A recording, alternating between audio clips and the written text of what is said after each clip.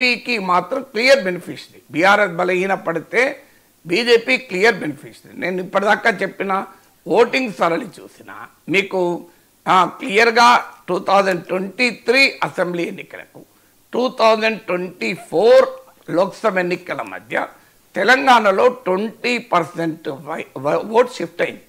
ఎలా షిఫ్ట్ అయింది? BRS voting 37% నుంచి 17%కు పడిపోయింది. బీజేపీ ఓటింగ్ 14% నుంచి 35% పెరిగింది. అంటే క్లియర్గా బీఆర్ఎస్కి 20% తగ్గింది, బీజేపీకి 21% పెరిగింది. కాంగ్రెస్ ఓటింగ్ అసెంబ్లీ ఎన్నికల్లోనూ లోక్సభ ఎన్నికల్లోనూ అదే 40% దగ్గర ఉంది. అంటే బీఆర్ఎస్ నుంచి దూరమైన 20% ఓటింగ్ గంపగుత్తగా బీజేపీకి పోయింది. అందువల్ల క్లియర్గా అర్థమవుతుంది కదా బీఆర్ఎస్ బలహీన పడితే బీజేపీకి లాభం అని.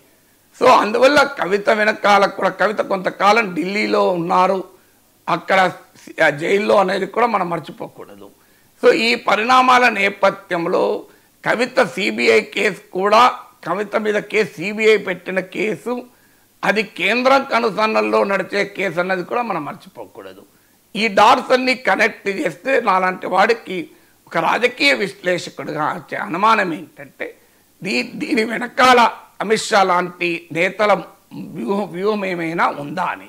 ఒకవేళ కవిత తిరుగుబాటు వెనకాల బీజేపీ లేకపోయినా ఇప్పుడు జరుగుతున్న పరిణామాలను మాత్రం బీజేపీ ఉపయోగించుకోదలుచుకుంది. అంటే బీఆర్ఎస్లో వస్తున్న ఈ లుకలుకల్ని తనకు అనుకూలంగా మార్చుకోవటానికి అందులో భాగంగానే ఇప్పుడు ఆపరేషన్ ఆకర్షణ ప్రారంభించి బీఆర్ఎస్ నేతల్ని తన వైపు తిప్పుకోవాలన్నది బీజేపీ లక్ష్యం. అందులో భాగంగానే గువ్వల బాలరాజు లాంటి మాజీ ఎమ్మెల్యేలు బీజేపీలో చేరిపోయారు. బహుశా మరికొంతమంది ఇన్స్టాల్మెంట్లో చేరుతూ ఉంటారు. అందువల్ల ఇది బీఆర్ఎస్లో ఉండే బలహీనతల్ని, బీఆర్ఎస్లో ఉండే కుమ్ములాటల్ని, బీఆర్ఎస్లో ఉండే అంతర్గత సంక్షోభాలను తనకు అనుకూలంగా మలుచుకోవాలన్నది బీజేపీ తెలంగాణ వ్యూహంలో, ప్రాజెక్ట్ తెలంగాణలో మొదటి అంశం. రెండవది కాంగ్రెస్లో కూడా బీజేపీది ద్విముఖ వ్యూహం. ఒకటి, కాంగ్రెస్ పట్ల ప్రజల్లో అసంతృప్తి పెరిగితే దాన్ని తనకు అనుకూలంగా మలుచుకోవాలన్నది బీజేపీ ఆలోచన.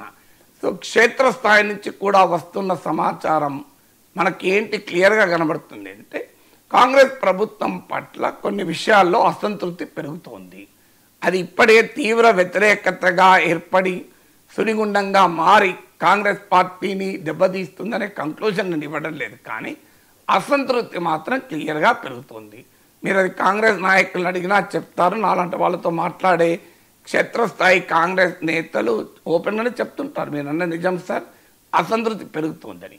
అందువల్ల కాంగ్రెస్ ప్రభుత్వ విధానాల పట్ల పెరుగుతున్న అసంతృప్తిని ఎన్కాష్ చేసుకోవటానికి బీజేపీ ఒక రాజకీయ వ్యూహం ఏంటంటే కాంగ్రెస్ ప్రభుత్వ వైఫల్యాలపైన బలంగా పోరాడాలి అని నిర్ణయం తీసుకుంది.